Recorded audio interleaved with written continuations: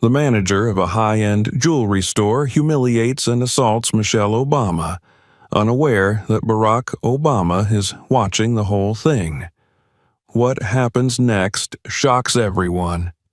Subscribe to the channel and tell us in the comments where you're watching from.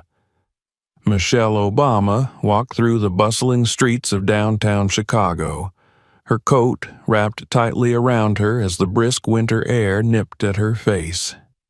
The city was alive with energy, the sidewalks crowded with last-minute shoppers and couples out for an evening stroll.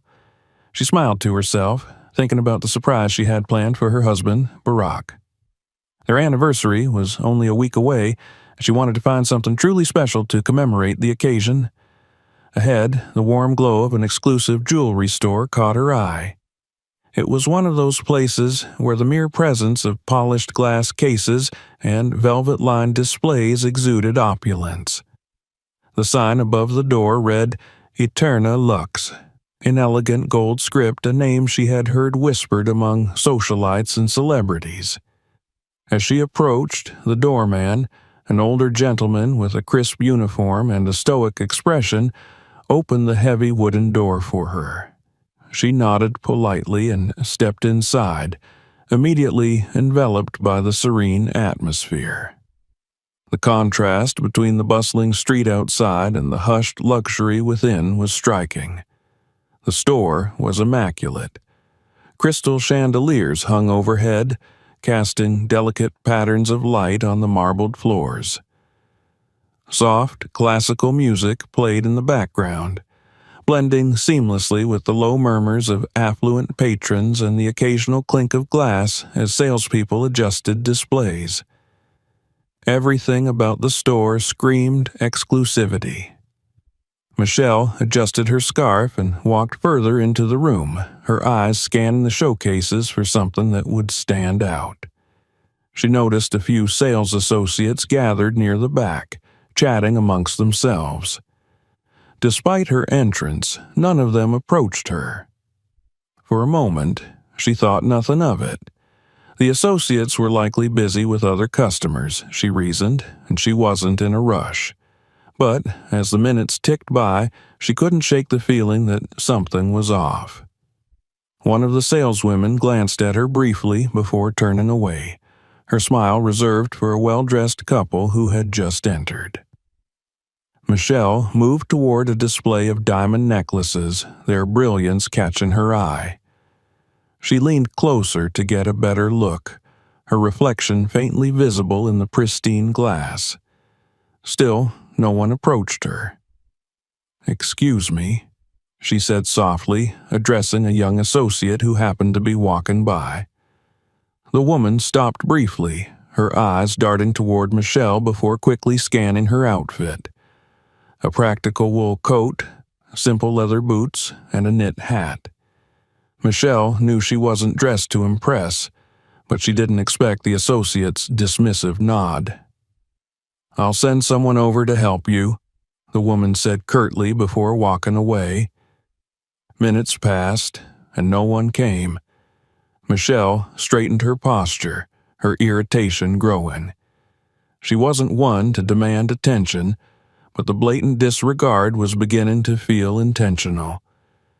She caught sight of a man standing by the main counter, watching her.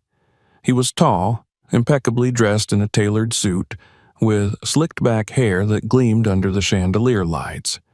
His name tag read, Garrett Harrison, Store Manager.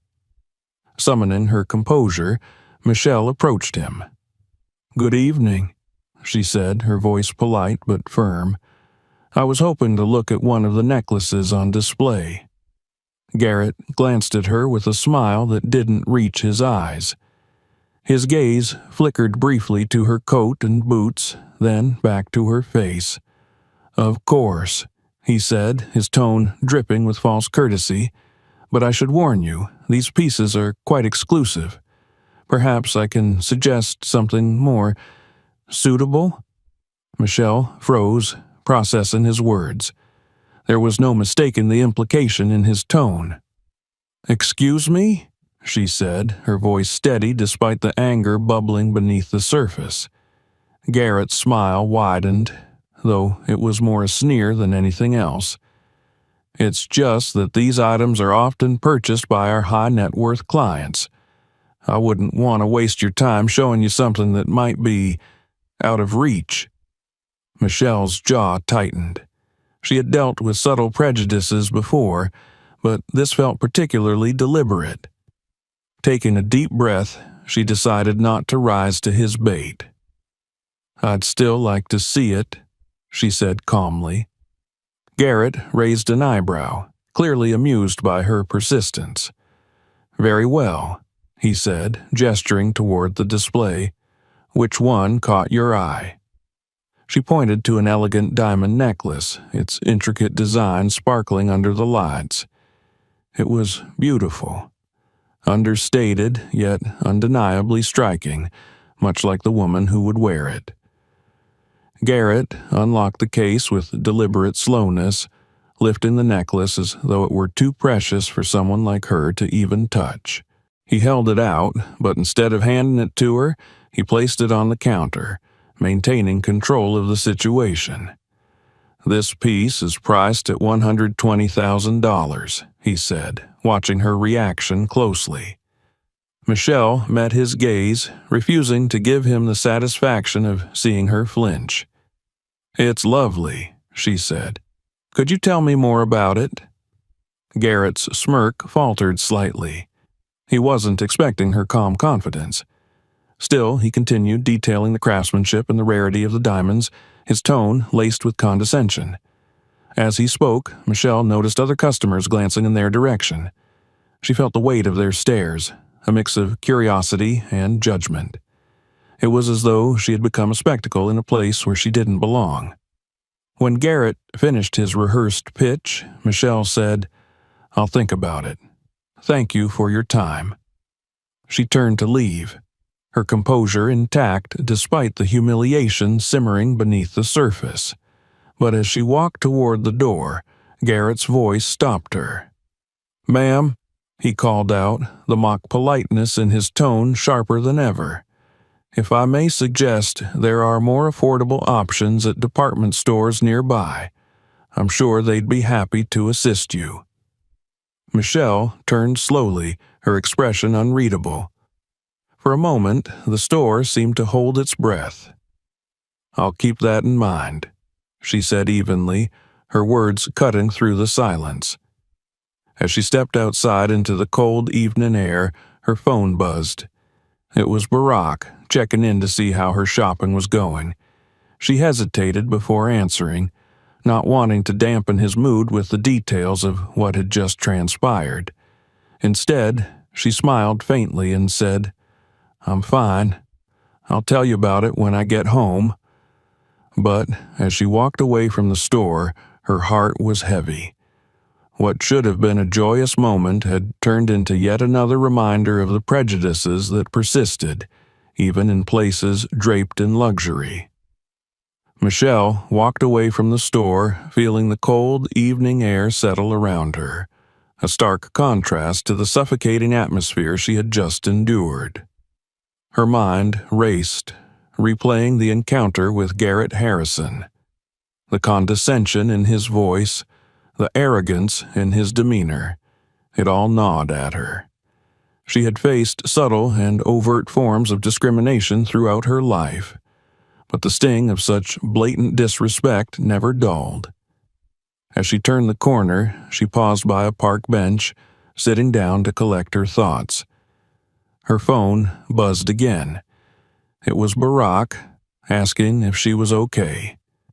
She hesitated, glancing back toward the store, the light from its chandeliers spilling out onto the street. She didn't want to involve him just yet. This was something she felt she needed to process herself. With a deep breath, she sent a quick reply. "I'll be home soon." But something held her there. The injustice of it all, the casual cruelty she had just experienced, made her feel that walking away wasn't enough. She had come to that store for a reason, to find a special gift for her husband, to celebrate their bond and their journey. She wasn't going to let someone like Garrett Harrison rob her of that moment. Summoning her resolve, Michelle stood and turned back toward the store. She wasn't going to be dismissed so easily. Inside, the atmosphere was just as pristine and detached as before. Garrett was now speaking with another customer, a well-dressed older man who was examining a watch. Michelle noticed the difference in his demeanor. Deferential, almost obsequious. The contrast was glaring. She approached the counter again, her posture straight, her expression calm but unyielding. Garrett glanced up, his smile faltering as he saw her. "Oh, you're back," he said, his tone laced with surprise and a touch of annoyance. "Was there something else you needed?" Michelle ignored the thinly veiled contempt in his voice. "Yes, I'd like to see that necklace again," she said, her tone firm. Garrett hesitated, glancing around the store as if hoping someone else would intervene. When no one did, he reluctantly nodded and retrieved the necklace from the display. "This one?" he asked, holding it up. "Yes," Michelle replied. She studied the necklace carefully, then met his gaze. "I'd like to purchase it." Garrett blinked, clearly caught off guard. "Are you sure?" he asked, his tone edging toward incredulity. "It's a significant investment." "I'm sure," Michelle said, her voice steady. Garrett hesitated again, then began the transaction, his movements slow and deliberate. As he worked, Michelle noticed the other sales associates watching from a distance, their expressions a mix of curiosity and unease. When Garrett finally presented the receipt, he couldn't resist a final jab. "I'll just need a card for the payment. Of course, if you'd prefer to arrange financing, we do offer." "That won't be necessary," Michelle interrupted, handing him her card. Garrett's smirk faltered as he processed the payment. When the receipt printed, he slid it across the counter without meeting her eyes. "Thank you," Michelle said, her tone as polite as it was pointed. But as she reached for the necklace, Garrett's hand shot out, grabbing her wrist. "Wait," he said, his voice low but sharp. "I need to confirm something." Michelle froze, her gaze narrowing. "Excuse me?" Garrett leaned closer, lowering his voice further. "I need to verify that this card is yours. You understand, don't you? It's store policy." Michelle pulled her wrist free, her heart pounding. "No, I don't understand," she said, her voice rising. "You've already processed the payment. What exactly are you implying?" The tension in the store was palpable. Customers and staff alike turned to watch the confrontation unfold. Garrett straightened, his smile returning, though it was now more of a sneer. "I'm just doing my job," he said smoothly. "We have to be careful with high-value transactions. I'm sure you understand." "I understand perfectly," Michelle said, her voice cutting through the air like a blade. "You're accusing me of fraud because I don't fit your idea of what aerial customer looks like." The room fell silent. For a moment, even Garrett seemed unsure of how to respond. Then, as if to assert his authority, he stepped out from behind the counter and moved closer to Michelle. "Ma'am, I'm going to have to ask you to leave," he said, his tone no longer polite. Michelle stood her ground. "Not without my purchase," she said firmly. Garrett's eyes flashed with anger. Without warning, he reached out and grabbed the necklace from the counter, shoving it back into the display case. "You're causing a scene," he said, his voice rising. "Leave now, or I'll call security." Michelle felt her hands tremble, not from fear, but from the sheer weight of the humiliation and anger coursing through her. She took a step back, not because she was retreating, but to create space, to draw a boundary between herself and this man who had no right to treat her this way. "I'm not leaving," she said, her voice steady despite the storm inside her. and you're going to regret treating me like this." Before Garrett could respond, another voice cut through the tension. "What's going on here?" Everyone turned to see a tall man standing in the doorway, his presence commanding. It was Barack. The air inside the store seemed to shift the moment Barack Obama stepped through the door. He stood just beyond the threshold, his tall frame and commanding presence instantly drawing every eye in the room. The soft chime of the entrance bell had faded, but the tension lingered, as though the echoes of the heated exchange between Michelle and Garrett Harrison still hung in the air. Barack's sharp eyes scanned the scene, his gaze settling on Michelle first. She stood rigid, her shoulders squared and her chin high, but he could see the fire in her eyes, the mixture of hurt and defiance that told him she had been pushed past her limit. The shattered fragments of her composure were carefully hidden, but he knew her too well to miss the cracks beneath the surface. Then his attention shifted to Garrett, whose hand still hovered near the glass case where he had shoved the necklace moments earlier. Garrett's face paled slightly under Barack's scrutiny, though he quickly masked his discomfort with the same polished smirk that had sparked the confrontation in the first place. Barack stepped forward, his voice calm but edged with steel. "What's going on here?" Michelle turned toward him, relief flickering in her eyes for just a second before her composure returned. She didn't need rescuing, and she wouldn't let anyone, not even Barack, think she did. "There's been a misunderstanding," she said evenly, though her words were clipped.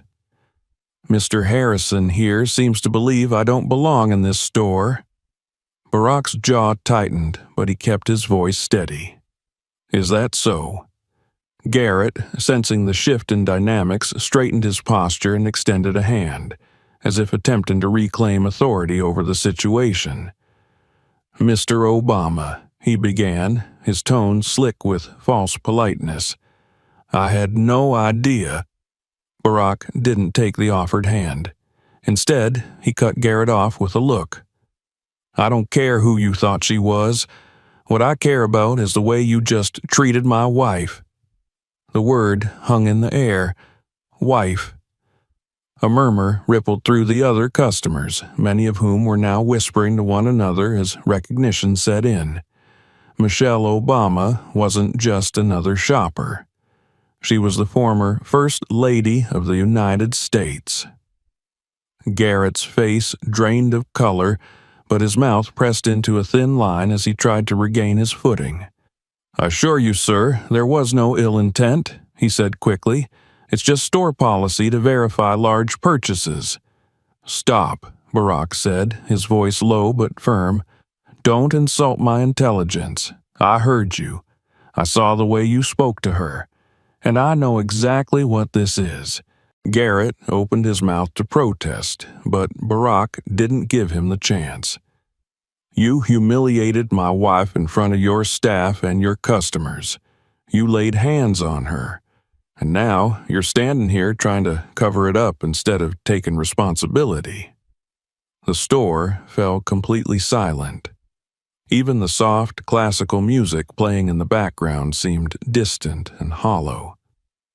"I'll call security," Garrett threatened, his desperation starting to show. "Go ahead," Barack said, stepping closer.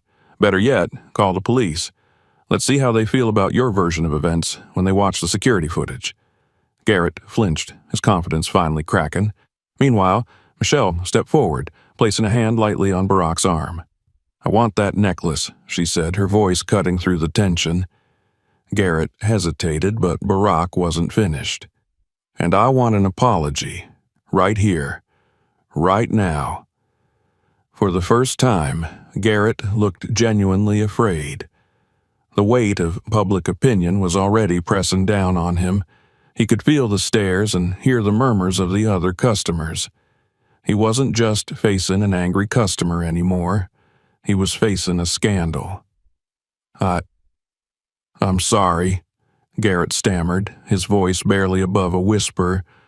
"Louder," Michelle said, her tone sharp, "so everyone can hear it." Garrett swallowed hard. "I'm sorry," he said, louder this time. "For what?" Barack pressed. Garrett's eyes darted around the room, searching for an escape. Finding none, he looked back at Michelle. "I'm sorry for treating you unfairly," he said, "and for doubting you." Michelle held his gaze for a long moment, then nodded. "Good. Now finish the transaction." Garrett fumbled with the keys to the display case, his hands shaking slightly as he retrieved the necklace and placed it back on the counter. He wrapped it carefully and handed it to Michelle, who took it without another word. But Barack wasn't finished. "We're not done here," he said, pulling out his phone. "What are you doing?" Garrett asked, his voice rising in panic. "Calling the police," Barack replied, his tone even. "Because my wife might accept your apology, but I don't think it's enough to make up for what just happened." Michelle stepped closer to him, lowering her voice. "Barack?" "No," he said, shaking his head. "This isn't about us anymore. It's about making sure this doesn't happen to anyone else." Michelle looked into his eyes and saw the determination there, the same determination that had carried him through every fight for justice and equality. She nodded. Garrett, now visibly sweating, began to protest. "Sir, please, let's not escalate this any further." "You already escalated it," Barack said. "Now we're going to make sure it's handled properly." By the time the police arrived, the story was already spreading. Customers had taken out their phones, recording videos and snapping photos. Some of them had already posted online, and within minutes, the first headlines began to appear. Michelle and Barack stood side by side as they gave their statements to the officers, recounting every detail of what had happened. Garrett was questioned, and though he tried to defend himself, the mounting evidence and the eyewitness testimonies painted a damning picture. When Garrett was led away for further questioning, Michelle let out a slow breath. She felt Barack's hand find hers, steady and warm. "Are you okay?" he asked softly. She nodded, but her voice was firm. "Not yet, but I will be." As they stepped outside into the cool night, the flashes of cameras and the hum of voices followed them. Michelle squeezed Barack's hand, drawing strength from him. This wasn't over, not by a long shot, but neither was she.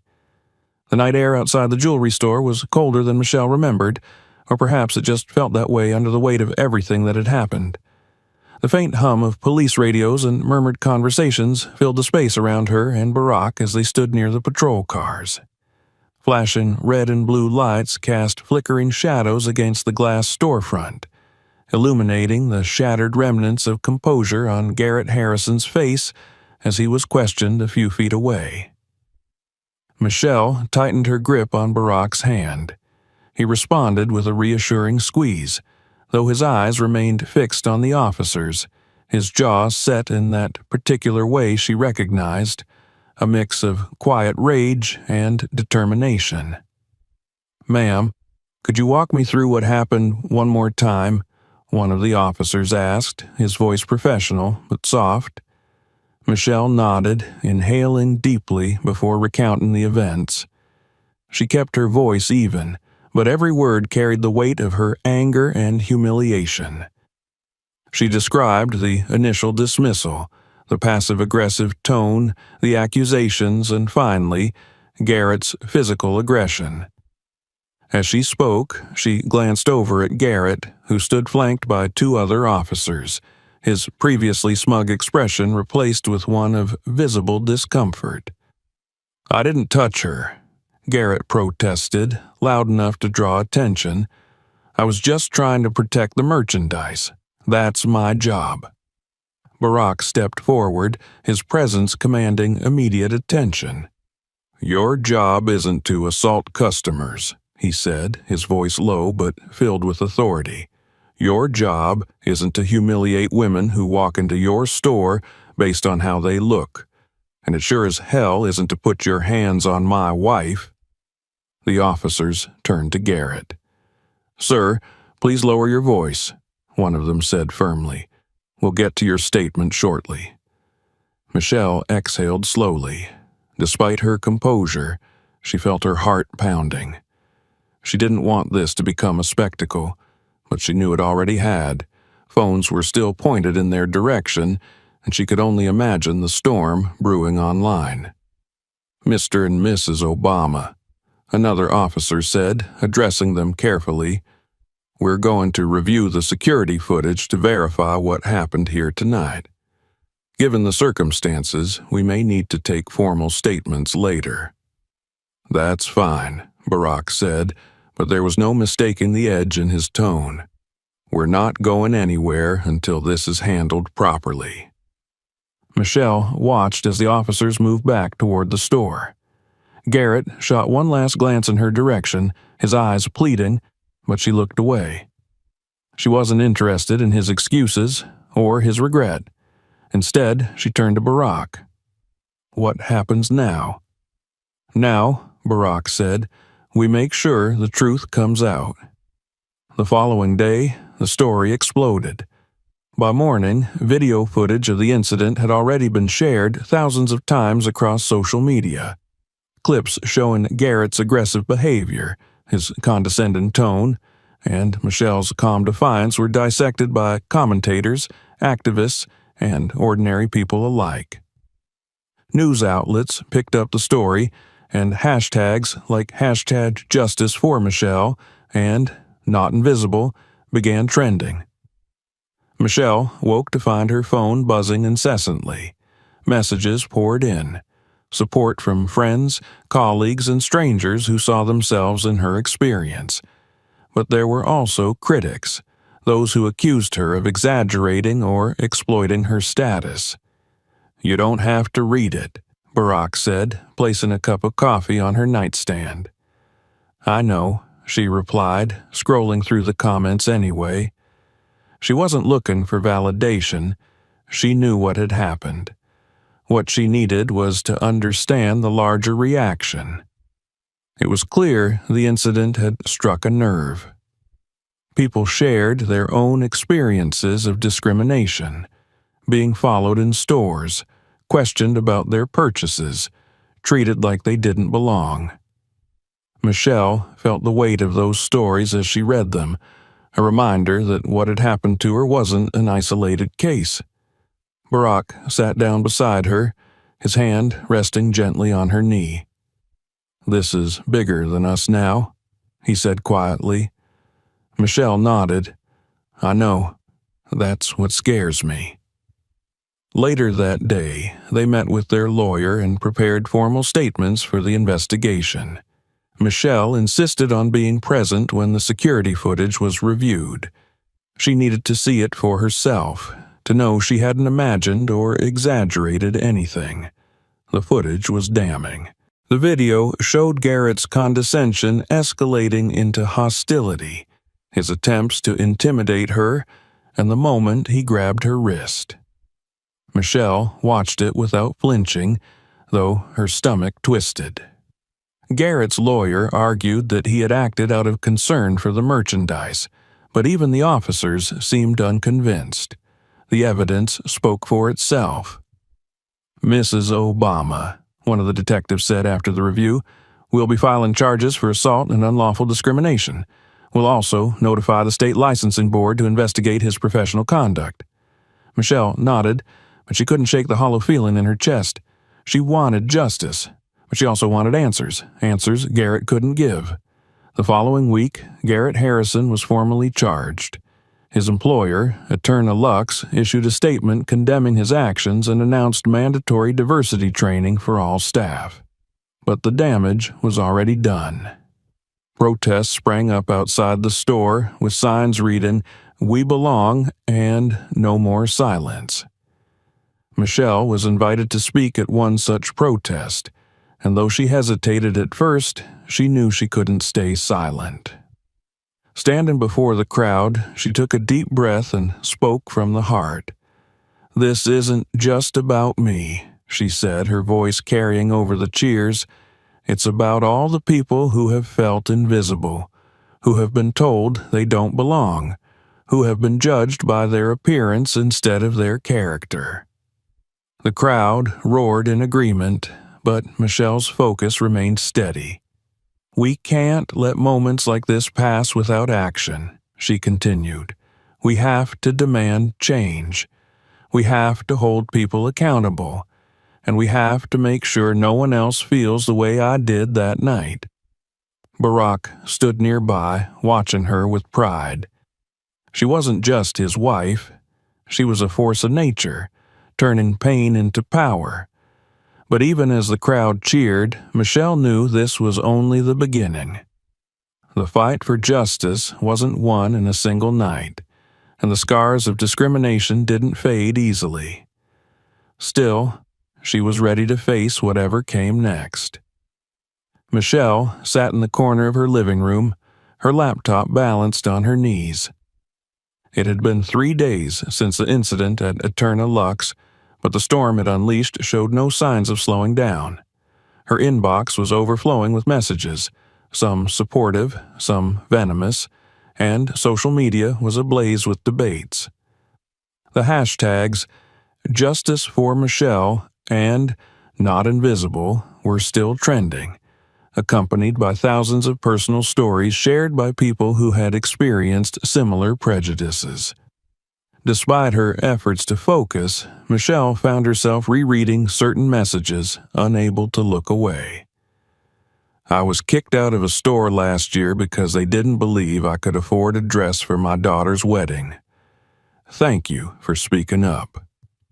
I've been profiled in luxury stores more times than I can count. I'm glad someone finally stood their ground. You don't deserve sympathy just because you're famous. People go through worse every day." The last comment lingered. It wasn't the first time she'd seen criticism like that, and it wouldn't be the last. But Michelle couldn't deny that it stung. Barack walked in, carrying 2 mugs of tea. He set one down beside her and sat on the arm of the couch. "You need to stop reading those," he said gently. "I know." Michelle closed the laptop and leaned back, letting her head rest against the cushions. "But I can't stop thinking about how many people go through this every day without anyone paying attention." Barack nodded. "That's exactly why people are paying attention now. This isn't just about what happened to you, it's about the bigger picture." Michelle exhaled slowly. "I just don't want it to turn into another story that blows over in a week." "It won't," Barack said firmly. "Not if we do something about it." By the end of the week, protests had spread beyond the store. Demonstrations took place in several major cities, with signs bearing slogans like "Dignity over discrimination" and "I am not invisible." News outlets covered the protests extensively, often juxtaposing footage of Michelle's confrontation with interviews of others who shared similar experiences. Michelle was invited to speak at one such protest in Chicago. She had initially hesitated, but after seeing how much the story resonated with people, she knew she couldn't stay silent. The day of the protest arrived, and Michelle stood behind the stage, nervously adjusting the microphone pinned to her blouse.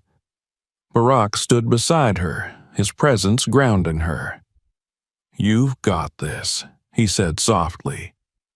Michelle stepped onto the stage, and the crowd erupted into cheers. She scanned the faces below, young and old, black and white, holding signs and chanting slogans. It wasn't just anger that filled the air, it was hope. She raised her hand, and the noise subsided. "Thank you," she began, her voice steady but filled with emotion. "Thank you for showing up. Not just for me, but for every person who has ever been made to feel small, who has ever been told they don't belong." The crowd roared in agreement. "I wish I could say what happened to me at Eterna Lux was an isolated incident," Michelle continued, "but the truth is, it's not. This is a reality for so many people every single day. It's not just about one store, one manager, or one moment. It's about a culture that allows prejudice to thrive." She paused, letting her words sink in. "But here's the thing. They can't ignore us anymore." The crowd erupted again, and Michelle waited until the noise died down. "We're not invisible," she said, her voice rising. "We're here, we're strong, and we're not going to let this keep happening. It's time for real change. Laws that protect customers, training that prevents discrimination, and accountability for those who fail to respect basic human dignity." She stepped back, and Barack joined her, placing a hand on her shoulder. The crowd began chanting, and Michelle felt the weight in her chest begin to lift. In the days that followed, Michelle and Barack began working with civil rights organizations to push for legislative reforms. They held meetings with lawmakers, calling for stricter regulations on customer discrimination and mandatory diversity training for retail employees. At the same time, Eterna Lux faced growing backlash. Customers boycotted the store, and former employees began coming forward with stories of internal discrimination and toxic workplace culture. Under mounting pressure, the company's CEO issued a public apology and announced sweeping reforms, including new hiring practices and partnerships with anti-discrimination organizations. But for Michelle, the fight wasn't over. She knew policies could be changed, but attitudes were harder to shift. Late one night, as she sat reviewing proposals for a new initiative aimed at addressing systemic bias, Barack walked in and leaned against the doorframe. "You're still at it?" he asked. "I can't stop now," Michelle said without looking up. Barack smiled. "I didn't expect you to." Meanwhile, Garrett Harrison's legal troubles deepened. The investigation revealed that this wasn't the first time he had been accused of discriminatory behavior. Several former employees testified that he had a pattern of targeting people of color, women, and younger customers, often using the excuse of store policy to justify his actions. As more evidence surfaced, public opinion shifted even further against him. While some still defended him, claiming he was simply doing his job, the overwhelming majority demanded accountability. Michelle attended his court hearing, not out of vindictiveness, but because she needed closure.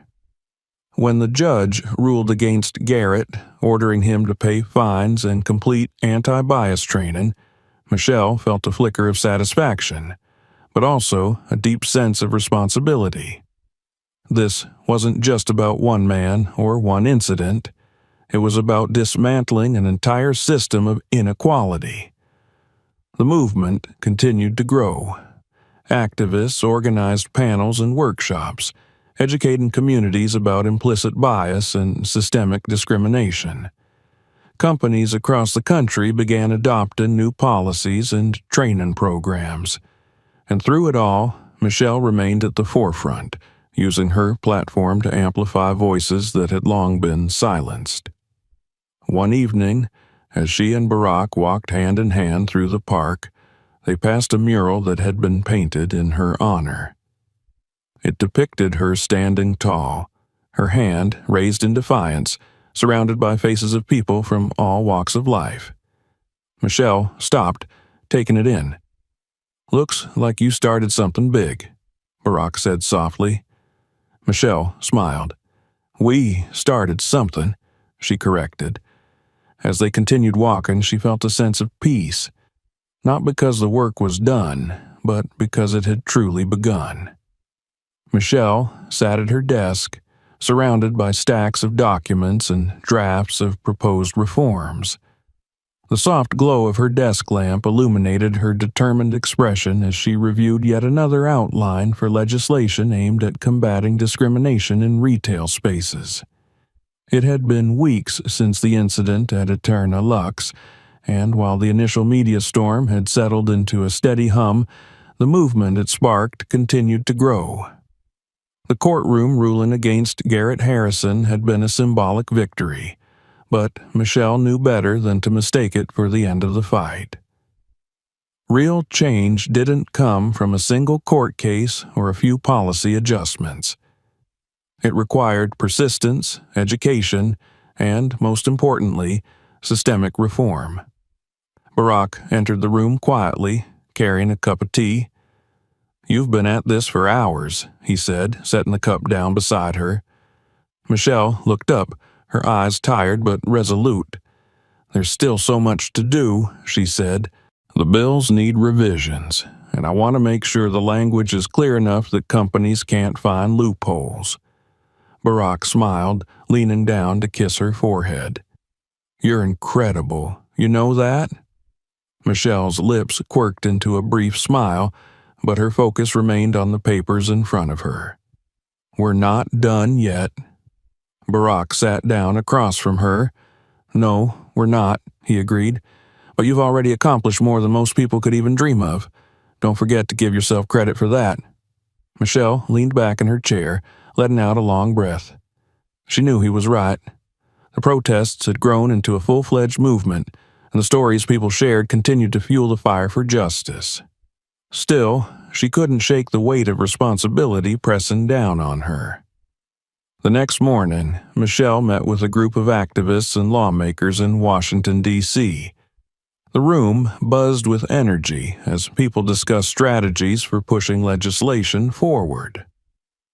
Michelle listened intently, occasionally interjecting with questions or suggestions. "This isn't just about training programs," she said at one point, her voice commanding attention. "It's about accountability. We need enforcement mechanisms to make sure businesses follow through on these reforms." Heads nodded around the table. A young activist named Maya spoke up next. "I've seen how quickly companies backtrack once the public pressure dies down," Maya said. "We need oversight, independent audits, regular reports. Otherwise, it's just lip service." Michelle made a note of the suggestion, already thinking of ways to incorporate it into the proposal. As the meeting wrapped up, one of the lawmakers approached her. "You know," he said, "this could be a turning point. People are listening in a way they haven't before." Michelle nodded, though she remained cautious. "Let's make sure they keep listening," she said. Later that evening, Michelle and Barack attended a town hall meeting organized by local activists. The event was packed, with people spilling out into the hallways. Michelle took a seat at the front, but she couldn't stay there for long. As speaker after speaker took the stage, sharing personal stories of discrimination and resilience, Michelle felt compelled to stand. When her turn came, the room fell silent. "Thank you," she began, her voice steady despite the emotions roiling beneath the surface. "Thank you for showing up. Thank you for speaking out. And thank you for refusing to be invisible." The audience erupted into applause, but Michelle raised her hand to quiet them. "This movement isn't about me," she continued. "It's about all of us. It's about the young girl who's followed through a store because someone assumes she's stealing. It's about the father who's denied service because someone doesn't think he looks like he belongs. It's about the countless people who've been made to feel small, unworthy, and unseen." She paused, letting the words settle. "But tonight, I see you, and I hope you see each other too. Because when we stand together, when we demand change, not just in words, but in action, we're unstoppable." The crowd rose to their feet, cheering and clapping, But Michelle wasn't finished. "This is just the beginning," she said. "Let's keep going." In the following weeks, progress began to take shape.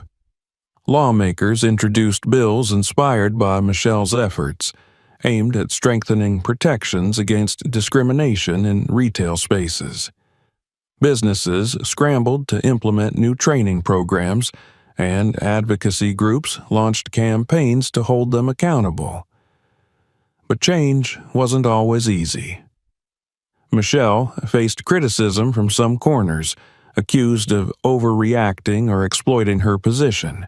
Others claimed the issue was being blown out of proportion, arguing that incidents like hers were rare exceptions. Michelle didn't let it deter her. During a televised interview, she addressed the backlash head-on.